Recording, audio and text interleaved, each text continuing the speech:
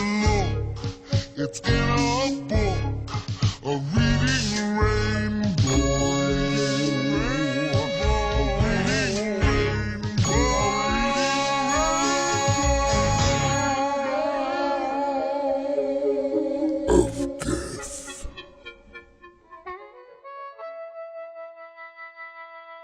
All right, today on the Reading Rainbow of Death, our guest is Mer Whinery, author of The Little Dixie Horror Show, The Phantasmagoria Blues, and his newest novel, Trade Your Coffin for a Gun, out from Muzzleland Press. Mer, thank you for joining us today. Thanks for having me. But I start out every interview pretty much just the most basic question: what is it that got you attracted to writing horror? I've always just enjoyed horror, even as a child. Mostly, I'd say my biggest influences were the midnight movies, and the late night horror movies. Been more influenced by cinema, I think, than by actual horror novel. By writers. I've always been a big fan of Robert E. Howard and Edgar Allan Poe. When I was a kid, I always loved that stuff. So, but really, honestly, cinema and horror movies, especially the Hammer horror movies, the old Universal movies, Italian horror films, those are the things that really have shaped me more than actually literary influences. That's where my biggest influence is, and that's why I write horror, mostly because of those actors. That's one thing I think I noticed that stood out in all of them. Even the first one I read, Little Dixie Horror Show, is everything has a very cinematic feel to it. The kind of pacing and the presentation of it. I think you can tell you have that old horror cinema kind of influence in it, which I enjoy quite a bit. I'm a child of the '80s, so you grew up in the VHS era and cable TV era with horror movies. So I'm lots of horror television shows when I was a kid. Like Plenty Scary Movie on Channel 8 and Creature Feature and crap like that. So yeah, it's definitely an influence. And even the for those that haven't read, your stuff takes place in an area of Oklahoma called Little Dixie. I believe it's a place you grew up, right? Yes, sir. And even the theater in that town, I've noticed that pops up a lot in your work. Like whether just a reference or it taking place there. Like, so that's another kind of draw or another kind of hint to how much you enjoy the cinema, is that you kind of have this old spooky style theater that shows up in your work a lot too. Yeah, it was when I was growing up down in southeastern Oklahoma, there was actually a theater that's based on. I saw a lot of those movies there. I saw some of Fulci stuff there. In heavily edited states, because his stuff was so butchered. I'm not some like Bruno Mattei stuff. A lot of the Universal things. Back in the days of the double features, when you could go to the movies for $5 and see two movies, but it was a really old, nasty, decrepit movie house back in the 1920s that burned down once and then been rebuilt, and it was always really kind of creepy but charming. Yeah, it seems to fit well in your world that you've built. It that just has the proper feel to it. And speaking of those Italian movies, I just finished your new one, Trade Your Coffin for a Gun, which is one of my favorite books. Easily top 3 or 4 books that I've read over the last year. It was fantastic. The nods to Italian cinema, horror and Western it's just littered all over the place in it. Yeah. Oh, definitely. And a big influence too. I don't know how familiar you are with Italian crime films, but a lot of the '70s Italian crime films were a huge influence on it as well. Just the anti-heroes and the Trade Your Coffin for a Gun were based on a lot of the antics I'd seen in some anti-heroes in the Italian crime films. Specifically, a movie called Live Like a Cop, Die Like a Man. That was a major influence on the book as well. You should watch it if you've never seen it. I have not. A lot of my Italian experience kind of falls mainly into Fulci and Argento. Outside of those two, and the spaghetti westerns. I grew up watching. Yeah. grew up watching those, a lot of those, but that's kind of the end of my knowledge. But yeah, I read through the author's note afterwards and checked off a lot of those movies. I got plans to watch those when the time comes available. What's your favorite spaghetti western? I grew up on Eastwoods, so the Eastwood movies are kind of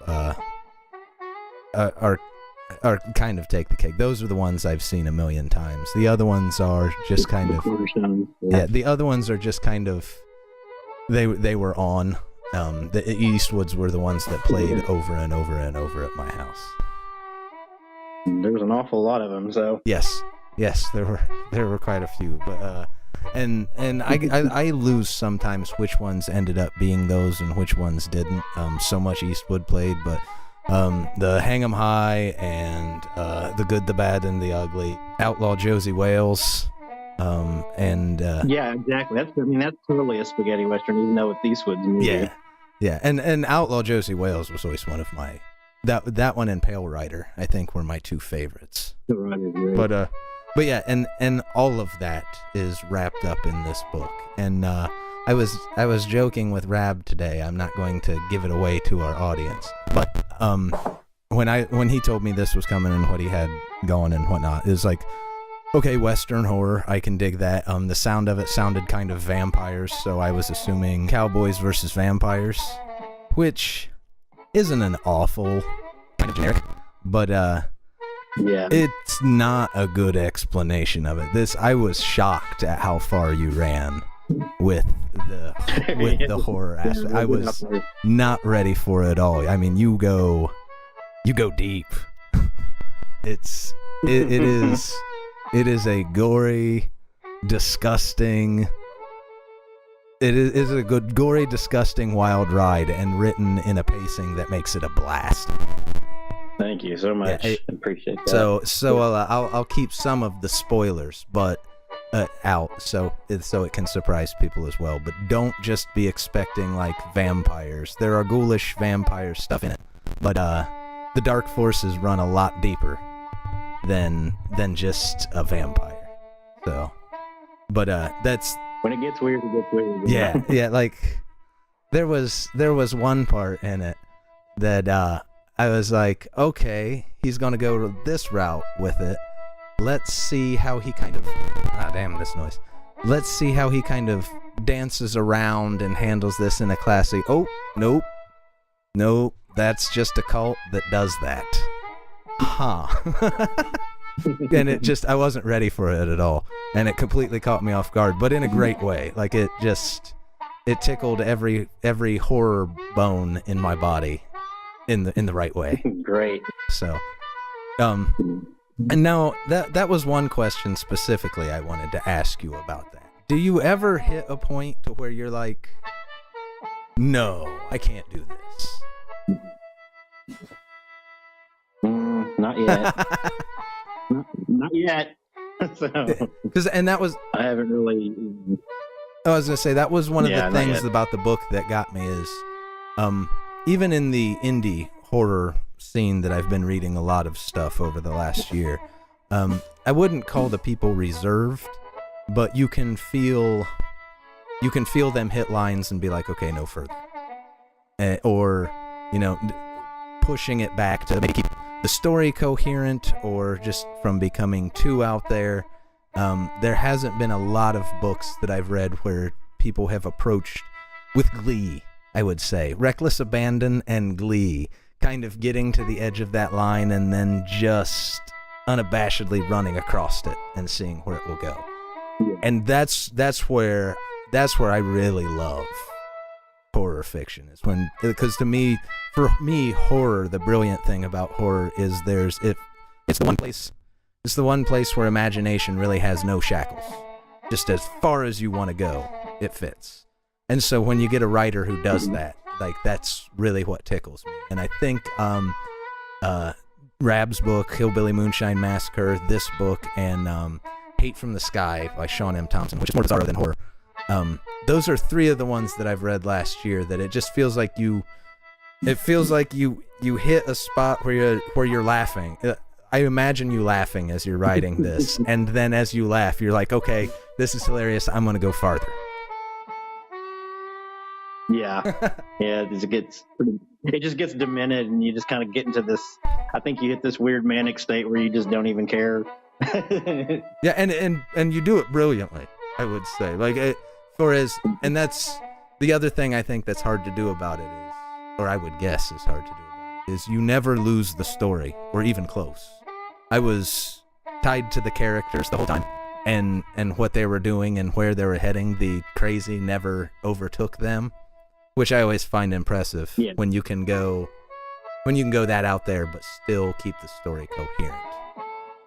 Is that something you consciously really keep track of, or were you just writing and then like going back and fixing, make sure that happens in editing? Mostly just go back and editing, and that's where that sort of thing starts to get fixed. Rab was pretty instrumental in making sure that if it kind of got a little too freaky, I think he tried to pull the reins in just a bit, which was good, because there were actually some things I did in the beginning. There was a couple of scenes that were really, that I think I pushed it a little too hard, and he was like, this isn't believable, and he was right. Yeah. It's like it needed to stay a little bit grounded, and I think he kept it grounded, so it was really watching him to keep me kind of on point. Yeah, that's just another question that always has me puzzled when I run into stories like this. Because to me it seems like it would be the hardest thing to do. It's not so hard to kind of let your imagination run rampant, and if you're a good writer, it's probably not as hard to keep your story concise, but letting the two happen at the same time just seems like it would be difficult. Yeah, I mean, a good editor's everything, and and it helps that he's an excellent writer too. So I mean, he's got, I think he's probably got a little more control, and he's able to kind of keep it. Like I said, he was instrumental in keeping me, focused, and like I said, otherwise it did get a little. I mean, when the first draft of it kind of went all over the place, So, but now it turned out I'm going back and reading it again. I didn't really read it for a while after I was done. I said that's actually pretty tight. I'm pretty proud of it that it kept it. It was coherent, and it doesn't feel coherent when you're writing it. It just feels like it's just coming out, and and it's just like fire flying out of you, and then you think it's got to sound like a crazy person ranting, and then you go back and read it, and you're like, wow. Like a lot of that I owe to Rab, though. He was good at kind of keeping the crazy under control. John's a good fella, a very level-headed and clear-spoken person too. So yes. he's a good guy. Yes, good guy. So John, thank you. Exactly. And now, sorry, my dog's barking. I gotta shut her up real quick before I go further. I'll take out all this extra stuff. I'll edit it out. Stop it. All right. Now, we didn't talk much about the Little Dixie Horror Show, but that is your first book you put out, correct? Yes, sir. And a collection of short stories. I would say it is as great as an example of great as an example of indie horror fiction as I think I could give someone with the real aspect on horror. It's great written horror short stories in your world of Little Dixie. Now, how long did it take you to write that one? It was probably about a year. I'd actually had a couple of one of the stories had actually been published before in an anthology. It was The Girls of Rebel Run, and after that, I had some mutual friends in Oklahoma City that were in the music scene, and he introduced me to Literati Press, which was Charles Martin, who put the book out, and I just sent him a couple of things, and he liked it, and he said we could do something with it, and we put it together. And but it probably took it was really fast. I mean, it seemed like it really, once it caught fire, it didn't take much work. The second anthology, Phantasmagoria Blues, it took a little longer because I wanted to stretch a little bit. It's not quite as, Rab would say it's not quite as grindhousey, or a pulpy. It still is, but not quite. I think it's a more disturbing and dark book, but it's definitely not as pulpy as Little Dixie Horror Show, And that, which I think works for it because it's me stretching my wings a little bit on it, and I like it. and It's a little harder to get into. I started reading that, but I was right in the when I got it, I was right in the middle of the Mississippi Bones album, and concentration on anything at that time. So I ended up putting that one up. I just kind of set it aside and was like, I'll get to that when I can concentrate. So, Sure. so Yeah. I can't specifically recommend that one because I haven't read it, but I am glad you talked a little bit about it because I imagine it's quite great. The other two of yours I read have been fantastic. So Thank you. let me see. We're about at the 16-minute mark, so we'll just kind of anything new you got coming on the horizon that you would want to plug, letting people know where they can find you, and let that noise get out. Letting people know where they can find you and your stuff. You can find me on Facebook on my Mer Whinery Facebook page. I have a website. It's www.littledixieforce.com. Right now, I'm kind of not really sure what I'm going to do next. I've been writing a bunch of short stories for another possible collection, but I might write another novel. So I've got a couple things I'm kind of juggling at the moment. Right now, I'm just trying to focus on plugging Trade Your Coffin for a Gun and see how that goes. I don't really have anything definite about what I'm going to do next yet, though. Well, and there you go, everyone. Go hunt him down. As I said, Trade Your Coffin for a Gun. I recommend both the books that I've read, but Trade Your Coffin for a Gun, really, it caught me completely off guard, and I think I read it in 2 days. I think when I finally picked it up and started over again, I couldn't put it down. It was disgusting, horrific, action fun. So it's like trashy airport book. Yes, it's everything you talked about in the beginning, talking about it, and done in the perfect balance of all of them. It's just such a great book, so everyone go read that because it is fantastic. And Mer, thanks for joining us today on the Reading Rainbow of Death. I appreciate your time. Thanks, buddy. Bye-bye. Yep.